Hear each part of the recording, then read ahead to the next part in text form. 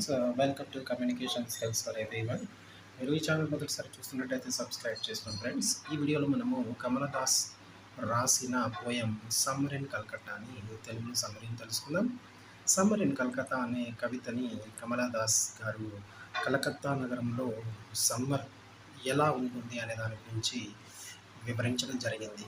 So summer ఒక ప్రత్యేకమైన భావోద్వేగ అనుభూతిని ఈ పోయంలో మనం గమనించవచ్చు.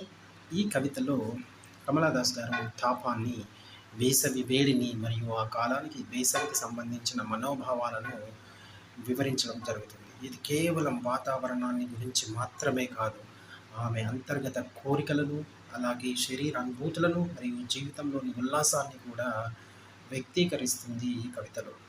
వేసవి వాతావరణాన్ని మనము వర్ణించడంలో ఆమె చాలా జీవంతో కూడిన చిత్రాలు, అంటే వివిధ ఇమేజెస్ని ఉపయోగించడం జరిగింది. ఫర్ ఎగ్జాంపుల్, సూర్యుడు ప్రకాశవంతంగా ఉండడం, అలాగే శరీరాన్ని వేడెక్కించే ధూపం, వేడి, అలాగే చెమటలు మరియు మనసును కలవరపెడుతున్న వేడి, ఇవన్నీ ఆమె యొక్క ఆంతరంగిక జీవనాన్ని ప్రతిబింబిస్తాయి. ఈ పోయంలో కమలాదాస్ గారు ప్రేమ, ఆకర్షణ, అలాగే శరీర అనుభూతి మరియు స్వేచ్ఛ వంటి అంశాలను కూడా వివరించడం జరిగింది. వేసవి అంటే ఆమెకు కేవలం వాతావరణ మార్పు కాదు, అది శరీరం మరియు మనసు యొక్క స్వేచ్ఛగా భావోద్వేగం మేళవింపులో కనిపిస్తుంది.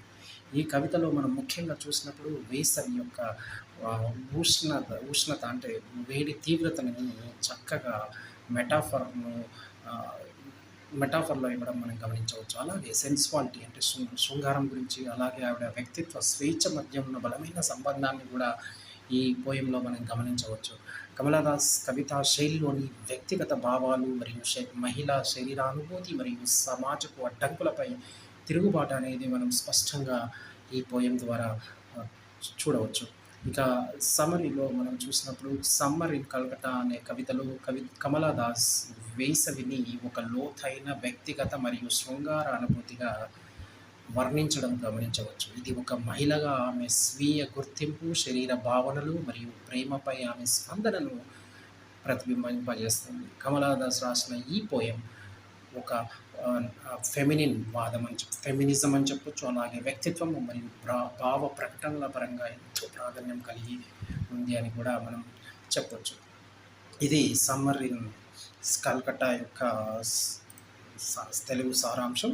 దీనిని కమలాదాస్ గారు 1965లో ఆవిడ ఫస్ట్ కలెక్షన్ ఆఫ్ పోయమ్స్లో భాగంగా దీన్ని పబ్లిష్ చేయడం అనేది జరిగింది. సో ఇదండి, ఇందులో ముఖ్యమైన థీమ్స్ చూసినప్పుడు సెన్సువాలిటీ, అదే శృంగారం, అలాగే ఫిమేల్ డిజైర్ అంటే ఆడవారి యొక్క కోరికలు, అలాగే మనము గమనించవచ్చు. ఇది free verse. Thank you for watching. Subscribe communication skills for everyone for more academic and educational